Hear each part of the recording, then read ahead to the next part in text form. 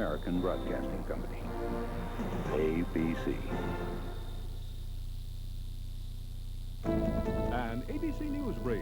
Now from Washington, John Cochran. Good evening. Saudi Arabia announced today it is replacing its entire commercial fleet with nearly 60 American jets built by Boeing and McDonnell Douglas in a $6 billion deal. In Lillehammer today, Nancy Kerrigan and Tanya Harding met up as they posed for a team photo in their first encounter at the Winter Olympics. Later on Nightline, a blast at the president's crime bill from a former Justice Department official. That's News Brief. The Hague, 1986. Plaques is presented at an international dental conference. It's an important advance in the fight against plaque. And now Plaques announces an important new advance. Introducing Advanced Formula Plaques with more plaque loosening power. Use it before you brush to loosen and break up plaque. So now you brush off even more. New Advanced Formula Plaques with more plaque loosening power. Another advance in the fight against plaque. 2 summers, 2 winters, 2 springs, 2 falls. All this, just $2.99 a month. The S-Blazer 2-year lease.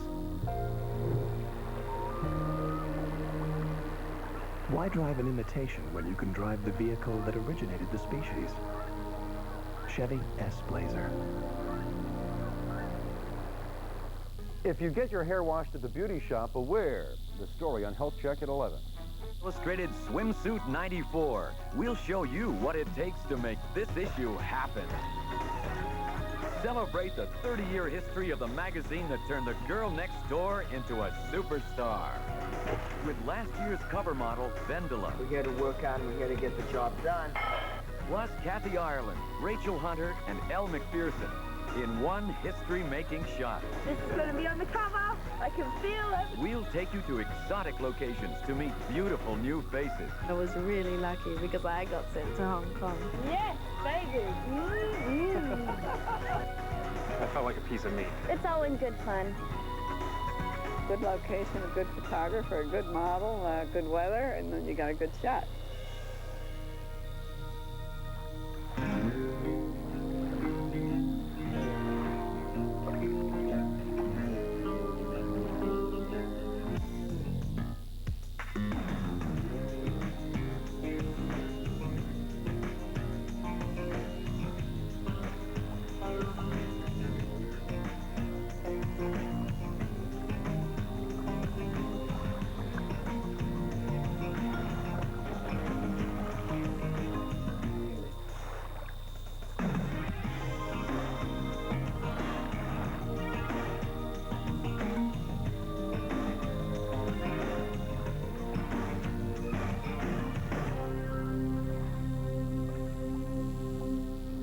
This year, Sports Illustrated celebrates the 30th anniversary of its swimsuit issue.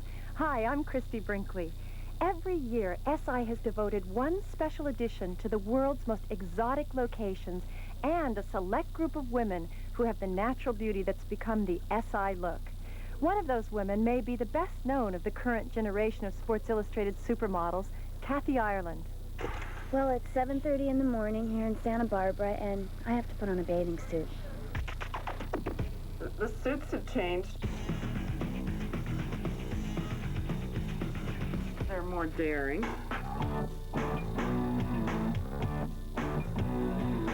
It's kind of difficult to put on a bathing suit first thing in the morning and try to come up with some creative poses.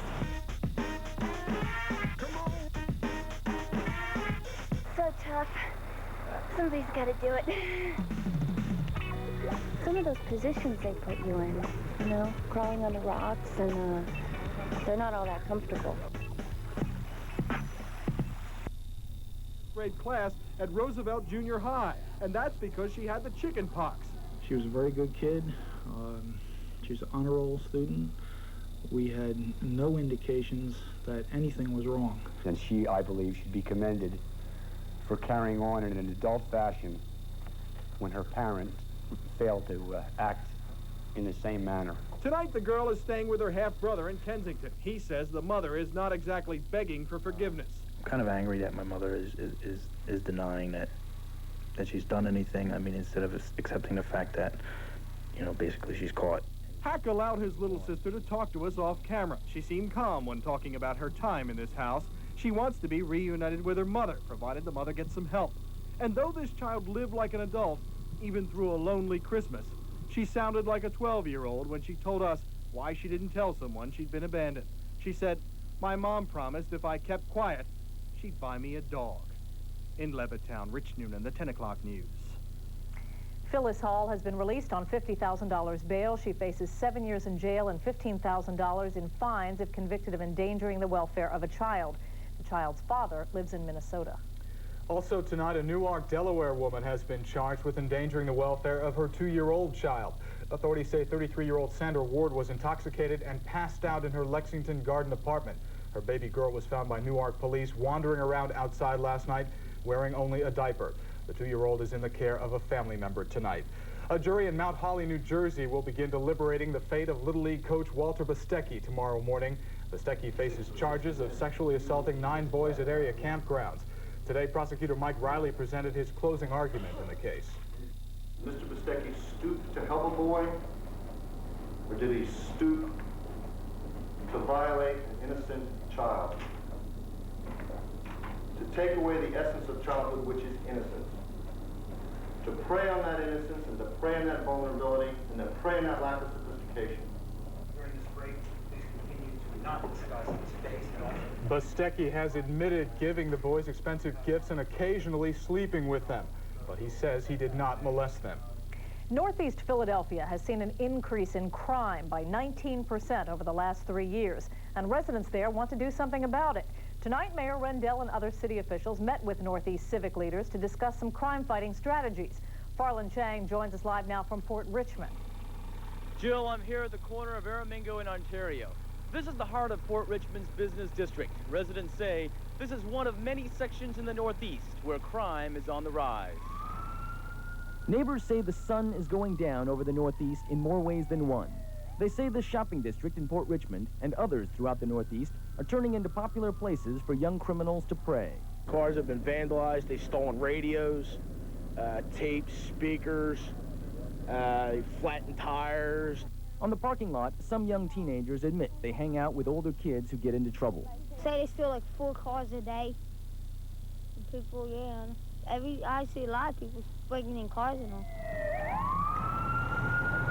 A few blocks away tonight, a suspicious fire erupted, burning up several mattresses near the Nationwide mattress store. Neighbors say scenes like these are slowly eating away at the neighborhood. Once in a while I see kids, trying to start things. You just chase them away. Nothing else you could do. Sometimes cops don't even do nothing. In the Wissinoming section on Torresdale Avenue, neighbors complain about criminal activity involving youth gangs with names such as the 409 Posse. Everything from car theft to assaults to burglaries are on a tremendous increase in the Northeast. In response, residents met tonight with Mayor Rendell and other high-ranking city officials at the Pilsudski Fraternal Hall. We need jobs, we need neighborhood revitalization, and those are things that we're working on. The mayor says he is also working on getting more police on the street. At the same time, he called on parents to support gun control measures and to raise their children better. When I was growing up, every ethnic group had that type of family discipline, and as a result, we had a lot less crime. Things just ain't like it used to be. Residents are hoping that tonight's meeting will create a partnership with the city that other neighborhoods can follow. For his part, the mayor has agreed to continue working with the residents, and the police have agreed to start building in the near future a police mini-station. I'm Farland Chang, reporting live in Port Richmond. Back to you, Jill. Okay, Farland, thanks.